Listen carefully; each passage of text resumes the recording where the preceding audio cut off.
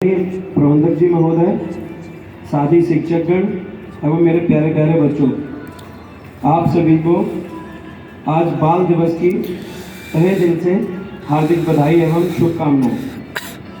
प्यारे बच्चों, आज का दिन आप जानते हैं बाल दिवस के रूप में हम और आप मना रहे हैं। इसके पीछे का जो इतिहास है वो ये है कि आज ही के दिन हमारे भारत के प्रथम प्रधानमंत्री पंडित जवाहरलाल नेहरू जी का जो जन्म दिवस है वो मनाया जाता है, जिनका जन्म 14 नवंबर 1889 ईस्वी को हुआ। और पंडित जी हमेशा ये चाहते थे कि मेरा जन्मदिन जो है वो बाल दिवस के रूप में मनाया जाए। और उसके पीछे बात ये है कि वो हमेशा उनकी जो विचारधारा, उनकी जो सोच थी, वो हमेशा यह मानते थे कि जो हमारे बच्चे हैं, जो हमारे बालक हैं, यही हमारा आने वाला जो कल का भारत है वो इन्हीं में निहित है। प्यारे बच्चों, आप भी हैं जो कल के भारत का प्रतिनिधित्व करेंगे। आप में से ही नेता बनेंगे, आप में से ही डॉक्टर बनेंगे, आप में से ही इंजीनियर बनेंगे। आप ही हैं जो कल के भविष्य हैं। तो वह हमेशा ये चाहते थे, पंडित जी की हमेशा ये सोच थी कि बच्चे जो हैं वो सिर्फ और सिर्फ पढ़ाई के क्षेत्र में जो भी उनका बचपन में जो उन्हें ग्रहण करना चाहिए, सबसे जो जरूरी चीज़ है वो पढ़ाई है, वो शिक्षा है। वो हमेशा ये चाहते थे कि प्रत्येक बच्चा भारत का वो शिक्षित हो, गुणवान हो, समृद्ध हो, स्वस्थ हो और आगे चलकर भारत का पूरे जोर शोर से प्रतिनिधित्व कर सके। देखिए, किसी भी महान व्यक्ति के बारे में, व्यक्ति तो महान होता ही है और सबसे ज़्यादा महान होते हैं उसके विचार। पंडित जी के विचार हमेशा से महान रहे। और मैं आपका ध्यान जो है मैं थोड़ा दूसरी तरफ ले जाना चाहूँगा। ध्यान इसलिए दूसरी तरफ ले जाना चाहूँगा प्यारे बच्चों कि तुम्हें उस मसले की समझ होना बहुत ज़रूरी है। मैं जानता हूँ कि आप इतने बड़े हो चुके हैं कि जो भी बात मैं आपसे कहने जा रहा हूँ आप उसके ऊपर गहराई से विचार विमर्श कर सकेंगे, उसे समझ सकेंगे। प्यारे बच्चों, अंग्रेजी में एक कहावत है, टू एयर इज ह्यूमन, मानव गलतियों का पुतला है। और गलतियां होना स्वाभाविक है। और गलतियां इस बात का प्रमाण भी होती हैं कि हम किसी न किसी नए कार्य को करने की चेष्टा कर रहे हैं, प्रयास कर रहे हैं। और गलतियां उसी से होती हैं जो कोई कार्य करता है।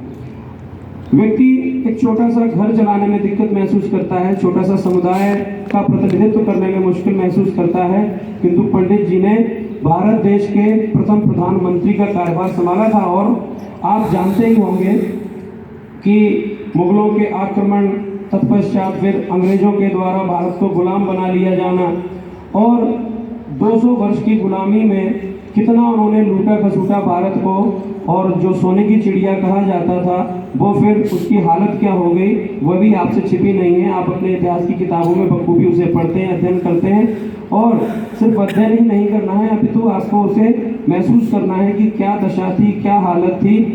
और जब सब कुछ व्यक्ति के पास होता है, सारी सुविधाएं होती हैं, तो व्यक्ति बड़ी बड़ी बातें भी कर लेता है और व्यक्ति हर प्रकार की बातों को अंजाम देने की कोशिश भी करता है। किंतु जब भारत पंडित जी के हाथ में जब बागडोर आई, उस समय भारत की हालत जैसी आज है वैसी न थी प्यारे बच्चों। तो हर प्रकार से आर्थिक रूप से और गुलामी की जंजीरों से जकड़े हुए हम और आप तुरंत आज़ाद हुए थे उस समय। हमारे जो भी, देखिए, भारत, मैं आज जो बात कर रहा हूँ वह बात कर रहा हूँ कि भारत हमारा देश है, हमारा देश ही हमारा परिवार है। और परिवार के सभी जितने भी सदस्य हैं वह सब हमारे भाई बहन हैं। अतः उस समय हालत ज़्यादा अच्छी न थी, तो जिसके चलते गांधी उनको, पंडित जी को सभी को एक साथ लेकर मिलकर चलते हुए अपने देश को प्रगति की राह पकड़ानी थी। प्रगति की राह से तात्पर्य है कि उस समय उद्योगों की बहुत भारी कमी थी।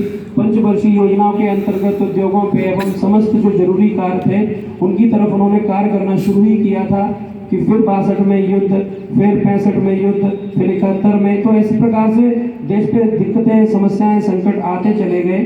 और ये उस समय की बात है जब अंग्रेजों का पूरा बोलबाला था और वो किसी भी प्रकार से काबू में नहीं आ रहे थे। उस समय जो पंडित जी थे एवं उनके समस्त जो साथी थे, कई बार क्या होता है कि जो काम करते हैं वो सभी लोग मिलकर करते हैं, लेकिन ये तो स्वाभाविक है कि किसी का नाम आना, किसी का नाम ना आना, कोई हमारे हिडन हीरोज होते हैं, कोई हमारे छिपे हुए हीरोज होते हैं। चंद्रमा पे तो सभी गए हैं, लेकिन आप जब जब चंद्रमा का नाम लेंगे कि चंद्रमा पे सर्वप्रथम पैर किसने रखा, तो नील आर्मस्ट्रांग के साथ और भी अन्य लोग थे।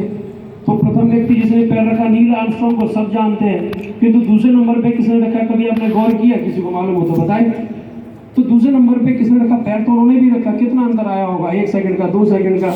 तो वही बात है कि जब कोई काम ऐसा होता है कि जिसमें किसी व्यक्ति का नाम आया है, किसी व्यक्ति का नाम नहीं आया, तो इन चीज़ों के चलते हमें और आपको मन में कोई गुवार नहीं रखना चाहिए, कोई दिक्कत नहीं रखनी चाहिए। उसी प्रकार से जैसे मैं ये कहूँ, भारत हमारा देश, वह हमारा घर, हमारा परिवार। अब जो मेरे पूर्वज रहे या जो मेरे बड़े रहे, उन्होंने क्या किया, उनसे क्या गलतियां हुई, उन्होंने क्या ऐसी दिक्कत कर दी, मुझसे बड़ा, जैसे सपोज करो भारत मेरा देश है, मेरे परिवार के, मेरे भारत देश जो परिवार है उसके जो पूर्वज हैं, उनसे क्या हुआ, क्या उन्होंने अच्छा किया, क्या खराब किया, हम उनकी आने वाली पीढ़ियां हैं, अगर हम उन्हें कोसें तो हमसे बुरी संतान कोई नहीं हो सकती, हमसे बेकार संतान कोई नहीं हो सकती। हमें गर्व की अनुभूति तब होगी कि हम आज ऐसा अच्छा काम कर दें जिसके मद्देनजर हमारे पूर्वजों को सब लोग अच्छे से याद करें और ये कहें कि हाँ, जिस राह पे हम और आप चले थे उसी राह के अंतर्गत भारत देखो आज प्रगति की राह पकड़ रहा है। और भारत एक संवैधानिक देश है, हमें संवैधानिक मूल्यों का बड़ी तत्परता से हर प्रकार से अनुकरण करना पड़ेगा। और इसके साथ कभी भी कोई भी छेड़छाड़ या कभी भी कोई भी दिक्कत जो है वो कतई बर्दाश्त नहीं की जाएगी। और धर्मनिरपेक्ष देश है हमारा, और यहाँ पे कोई भी सांप्रदायिक सोच जो है वो विकसित नहीं होनी चाहिए। ऐसा मेरा आपसे मानना, मेरी आपसे प्रार्थना है बच्चों कि हमेशा मिलजुल कर ही देश को आगे बढ़ाना है। एक वाक्य और बताना चाहूँगा, कहते हैं कि हमारे पूर्वजों ने क्या किया, हमारे नेताओं ने क्या किया।